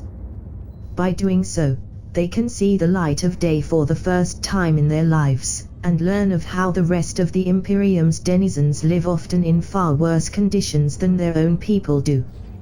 Genetics, however, are merciless, and it is dangerous for the sons and daughters of Nostramo to live one worlds with a normal day cycle. Their skin burns with prolonged exposure to sunlight, and skin cancers can appear if they try to live on these other planets. After this pilgrimage, they return to Nostramo and enjoy the quiet prosperity of its great industry and culture. A few fall in love with the vastness of space, though, and petition for a place aboard the crew of one of Nostramo's famous rogue traders. Like most home worlds of the legions, Nostramo is spared from having to raise regiments for the Imperial Guard, since its youth are instead screened for recruitment into the 8th. In 10,000 years, the home world of the Night Lords has come under attack several times by members of the traitor legions seeking revenge for the destruction of their own home world during the Scouring. First amongst these are the White Scars, who remember Chagaris Purge all too well. Beyond the legionaries permanently stationed as defenders of Nostramo, the planet is also protected by orbital batteries and a fleet of the Legion's oldest warships, now considered too cumbersome for anything but the greatest of space battles. In the very few instances where traitors have managed to get past these defenses and land on the planet, they have come under attack not only by the Night Lords, for whom Nostramo's dark streets are the ultimate hunting ground, but also by the population itself, who will fight at their transhuman protector's side in the same manner that their distant ancestors fought alongside the King of the Night. Beliefs. The Sin Eaters. In his youth on Nostramo, Conrad Kurz learned the value of confiding your secrets to another soul instead of letting them fester inside of you. When he performed his bloody crusade to cleanse Nostramo Quintus of crime, he would speak of what he had done to his mortal family, telling them of his deeds and of the dark thoughts that they brought to his mind. Merely to speak these doubts helped him keeping the darkness at bay, and the counsel of his adopted kin helped him to finally shed his Night Haunter persona after the Elder Incursion. When he was reunited with his legion, he brought with him the descendants of these mortals who listened to his soul's torments as he brought Nostramo into the light. The Night Lords quickly adopted the practice, taking mortals as their own confessors, from the iterators accompanying their fleets and from their own kin on Nostramo. The name of Sin Eaters was derisive at first, coined by Russ when he heard of the practice, but it stuck and is still used today. Sin Eaters are more than listening ears for the Night Lords. Many of them come from entire bloodlines dedicated to such work amongst the myriad mortals who serve the 8th Legion, and through the years they have learned more on the workings of the Astartes mind than the demigods themselves may ever know. They can see when a particular Night Lord is about to go over the edge and embrace the Night Haunter that slumbers within every son of Kurz's gene line, and steer his thoughts away from that dark path. In other legions, that role of confessors is held by other Astartes. Chaplains still exist among the Night Lords, but they have a different purpose. They keep morale high on the battlefield, but are also responsible for the infliction of torture to those who have sinned against the Imperium, so that the rest of the Legion may remain untouched by such necessary darkness. They are also the ones responsible for finding worthy young men for induction into the Legion. While most Sin Eaters now come from the ancient bloodlines of Nostramo, with some of them even having blood ties to the Primarch's own confessors or from aspirants to the Legion who failed the physical testing but not the moral one, it is not uncommon for the Night Lords to induct others inside their strange priesthood. On worlds delivered by the 8th Legion, individual having shown a great sense of justice and honor can be offered such a position. A particularly famous example of that tradition in modern times is that of High Priest Cyrus of Tyrius Secundus. The Ecclesiarch was rescued from a rebellion on his world, led by elements of the Raven God, that ended up in a demonic incursion, but his faith and refusal to bow to the usurpers, even in the face of his own horrible death, earned the respect of the Night Lords. After the world was destroyed from orbit, he abandoned his high rank in the ecclesiarchy and became a senator for the 8th Legion's 10th Company. There is a duality in the 8th Legion's soul, for its members are as much protectors of the innocents as they are punishers of the sinners. To be a Night Lord is to walk down the line between these two roles, never committing to one or the other entirely. Fear of punishment must be balanced by the certitude that one is protected by this same being that metes out the sanction, or tyranny and corruption will inevitably grow. Justice, after all, exists both to punish and to protect, and the sons of Conrad Kurz have embraced these twin roles as their own. Whilst their father once used fear to bring order to Nostromo, the events of the Elder Incursion taught him that true unity could only come through a common purpose, and that it made any group far more effective than his previous methods ever could. But even so, the King of the Night never forgot the lessons of his youth, when he saw the evidence of humanity's potential for depravity in every street of Nostromo Quintus. The seeds of evil lie in every soul, and must be contained lest they bring all civilization into darkness.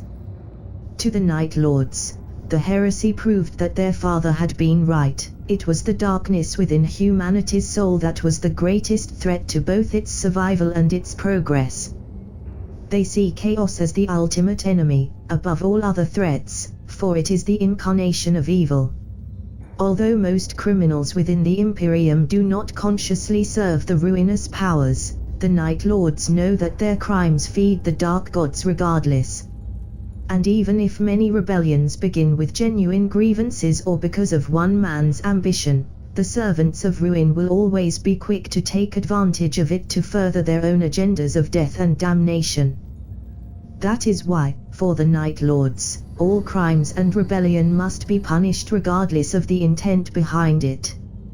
Because of this, and of the practice of the Senators, few Night Lords have ever succumbed to the lures of the ruinous powers and turned their back on the Imperium. Those few who did, however, proved terrifying champions of the Dark Gods, and their former legion hunts them down with a fury entirely at odds with their usual calm, controlled behavior.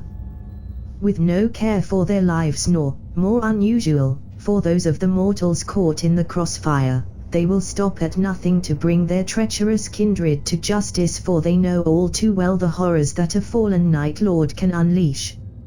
Entire worlds have died screaming to the claws of but a few such renegades, and their psychic death cries still reverberate in the sea of souls. It is theorized by those within the Inquisition who dare study such matters, for even amongst the Holy Ordos, the Night Lords are seen as a force not to anger, that the perpetual moral chains to which the sons of Curse submit themselves make them fall all the deeper when they finally crack, while their tactics of psychological warfare make them uniquely suited to wreak havoc and horror within Imperial space. Truly, it is a blessing that the Legion as a whole remained loyal to the Emperor, rather than succumb to darkness as the Night Haunter once dreamt it would. The worship of the God Emperor holds a strange position in the Night Lords' philosophy. They, like almost all other Astartes loyal to the Imperium, do not believe the Master of Mankind to be a god in the true sense of the term. They love him and respect his greatness, of course, and know themselves to be the instruments of his will. But to them, the faith preached by the ecclesiarchy is a moral crutch, forcing people to behave in a righteous manner out of fear of damnation instead of doing it because it is the right thing to do. At the same time, they acknowledge that not all humans are as free of doubt as they are, and that it is better for the masses of humanity to pray to the Emperor than to risk them falling under the sway of other, darker deities. Like so many other things, they ultimately see the worship of the Emperor is a sad but necessary consequence of mankind's inherent weaknesses. This has led to some frictions with the rest of the Imperium. Ironically, the Night Lords are criticized both by the ecclesiarchy itself for their perceived lack of faith, and by the word-bearers for believing that what the Sons of Lorga see as a giant scam to be necessary. Combat Doctrine. In a galaxy full with 1,000 different enemies of mankind, the only weapon that will work against all of them regardless of their origin is fear. Every Xenos know it, in one form or another, be it a conscious emotion or an evolutionary response. Every human traitor, no matter how debased or altered, knows it too on some level. Through fear, we can shatter the resolve of even the more resolute soldier, we can force even the greatest commander to make mistake, we seed doubt into the faith of even the blackest-souled heretic, and we can make even the proudest culture kneel without needing to shed innocent and misguided blood. Fear is the ultimate tool of war. But remember, it is only a tool. We must take care not to let it become our master, for to do so would be to become the same as the ones who were once our brothers, and are now our bitterest enemies. They are those who have broken their oath. Though they may have once been our equals, and therefore without fear, they are no longer true Astartes. They have willingly turned their back on the ideals of the Great Crusade, and instead embraced madness and egoist purposes. While we do not fear death, they now see it as the end of their own selfish quests. And thus, they fear it. Only our own kind are truly fearless in this galaxy, and none of them will ever fight against us, for to do so is to become something else entirely, something vile, corrupt and soulless. War Sage Malkarian of the 8th Legion's 10th Company, from his treaty The Tenebrous Path. Though the King of the Night had abandoned his ways of terror when he was reunited with his legion, he knew the value of fear well. Through it, entire armies could be broken into submission without needing to sacrifice lives that could be better used by the Imperium. The tactics he used and perfected as Night Haunter are still employed by the Night Lords, and it will shock many of their allies to see the calm and just sons of Nostramo on the battlefield.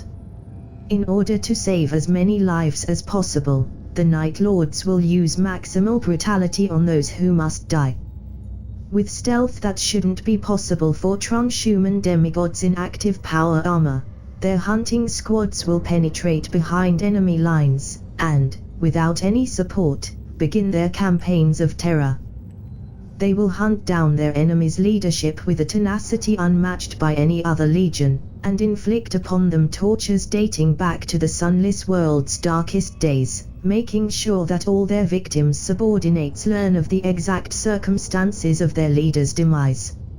In other instances, they will let the enemy know that they are amongst its ranks, revealing themselves before vanishing back into the darkness. Without needing to take a single life, the morale of the enemy will collapse as every soldier realizes that the legionaries could kill him any time if they so desired. Once the enemy is in that state, he almost welcomes the arrival of the rest of the Night Lord's armada, either surrendering outright or throwing his life away in a suicidal assault on an enemy that, at last, he can see and fight. Such is the reputation of the Night Lords amongst the Imperial elite that often, all it takes for an Inquisitor to quell any thought of rebellion amongst a troubled court is to mention the presence of an 8th Legion's vessel in the system. However, precisely because of their methods, the Night Lords always choose their battles with great care. They have no desire to be deployed against populations whose only crime is to rail against the incompetence of their lords and masters, or to be turned into instruments of oppression. Their duty is to maintain the rule of the Emperor and the Pax Imperialis, and they will not be embroiled in the political scheming of lesser men and women. More than one planetary governor has called for the help of the 8th in order to put down a rebellion against his rule, only to end up hanging from his palace's walls once the Night Lords discovered that the rebellion was due to his own greed. The gruesome fate of Harakan Cadulus, governor of Kaijan, is but the most recent example of such ill-advised decisions. In a more open conflict, something that the Night Lords consider abhorrent, as it is the sign that not everything was done ahead in order to get an edge on the enemy. The sons of Nostramo are still terrifying urban fighters. Their extensive use of assault squads wearing jump packs which are called Raptors in the 8th Legion allows them to harass the enemy with impunity. The Night Lords know, however, that they are not as strong as other legions in more traditional forms of warfare. They are still transhuman warriors, and their lines can hold most of what the galaxy has to offer, but they like the frontline mentality of the Death Guard, the martial prowess of the Sons of Horus, or the tactical insight of the World Eaters. They are aware of this flaw, and balance it by relying on allies both in other legions and amongst the Astra Militarum with the desirable secondary effect of maintaining their ties to both, preventing the legion from descending into arrogance and isolationism. Ever since the losses their fleet took in battles of the Thramas Crusade, the rescue of the Emperor's children and their intervention at Terra, the Night Lords have had less capital ships than other legions. During the Scouring, they reorganized their fleet to be able to pursue the traitors all across the galaxy, by increasing the number of Astartes strike cruisers in their fleet. Each of these ships, built using technological lore that is now lost to us, carries a single company of legionaries within its holds. Thanks to the modifications wrought by the Legion's tech marines, they are also faster and stealthier than those of the other legions. However, this has also made them less resilient, and the 8th Legion is loath to engage enemy ships in a straight fight. Like they do on the ground, their Void Masters will use ambushes and complex maneuvers in order to go for the enemy commander, using boarding pods to strike at the most vulnerable points. Unlike other legions, they will also not hesitate to retreat in the front of the enemy, not out of cowardice but because to die while the enemy still draw breath is seen as a great shame in the 8th. The Red Hands. One of the few traditions Konrad Kurz carried from the underworld culture of his home world into his legion is that of the Red Hands. Within Nostromo's gangs, to have one's hands tainted red was a death sentence issued by one's master for crimes or failures too grave to forgive. The marked one lived only to the permission of his lord, each night a gift until the hour of execution was decided. Amidst the Night Lords, it was a mark of censure, attributed to those who failed their duties. The reasons for such punishment were varied. Some were due to overzealous pursuit of the Legion's punishing philosophy, leading to the slaughter of innocents and sinners alike. Others were met out to reprimand cruelty, or defiance of orders. Any Night Lord officer with a rank equal or above that of captain can condemn one of his brothers to join the Red Hands. Although it is more a responsibility than a privilege of rank to use, it means that the officer failed to prevent whatever crime he deems deserving of such punishment.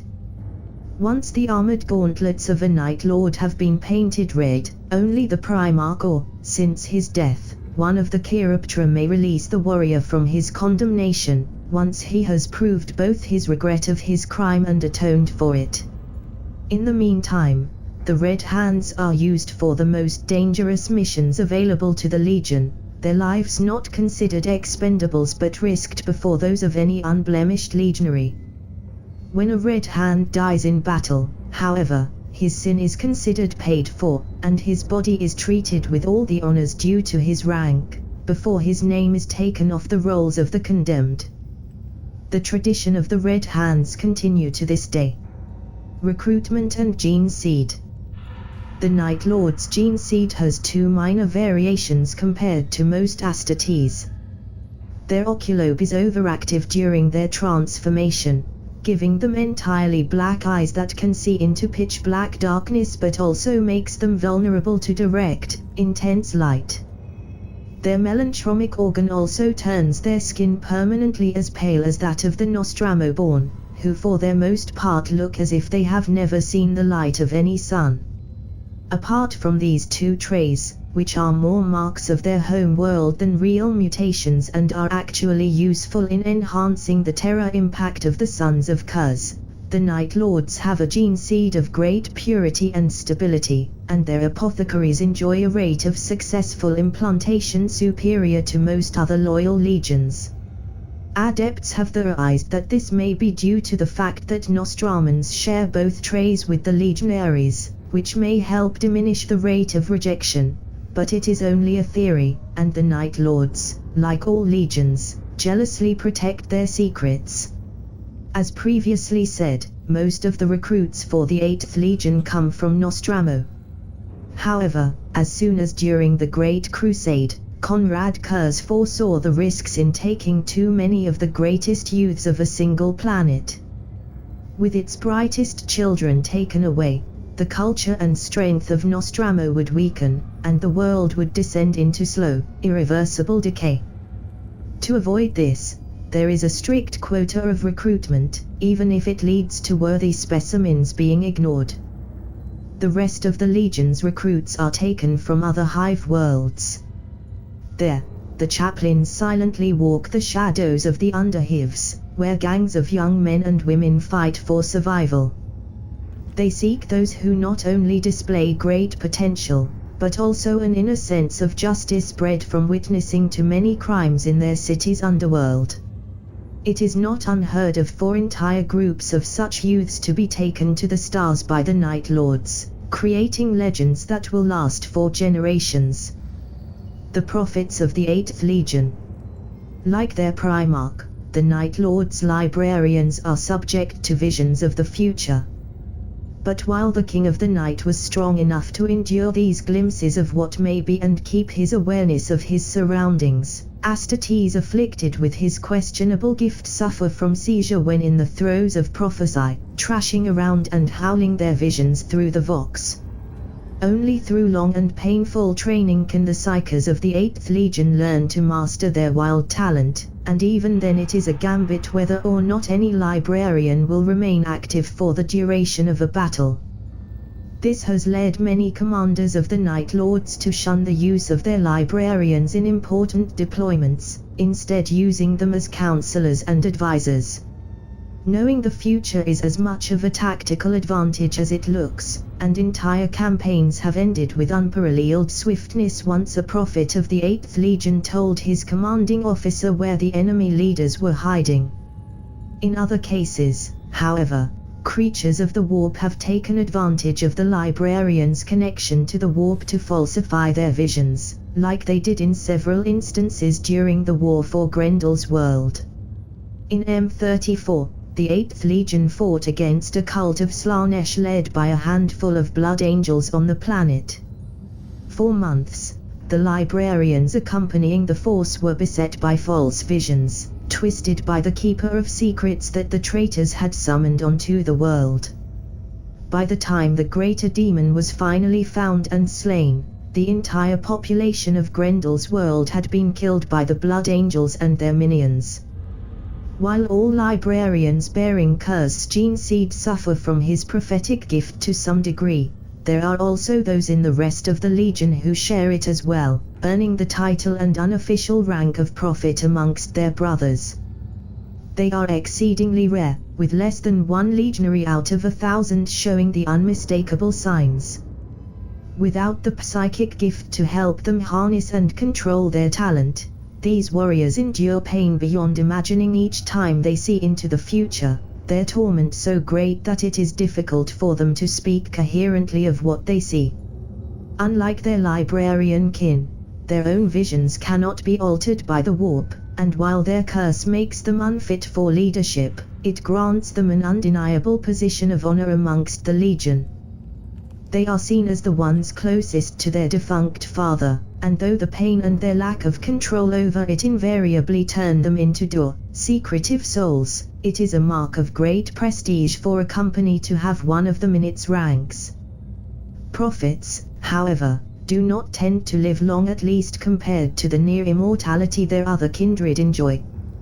Beyond the obvious risks of being seized by a vision on the battlefield, their Geneseed keeps trying to alter their bodies further than it already has.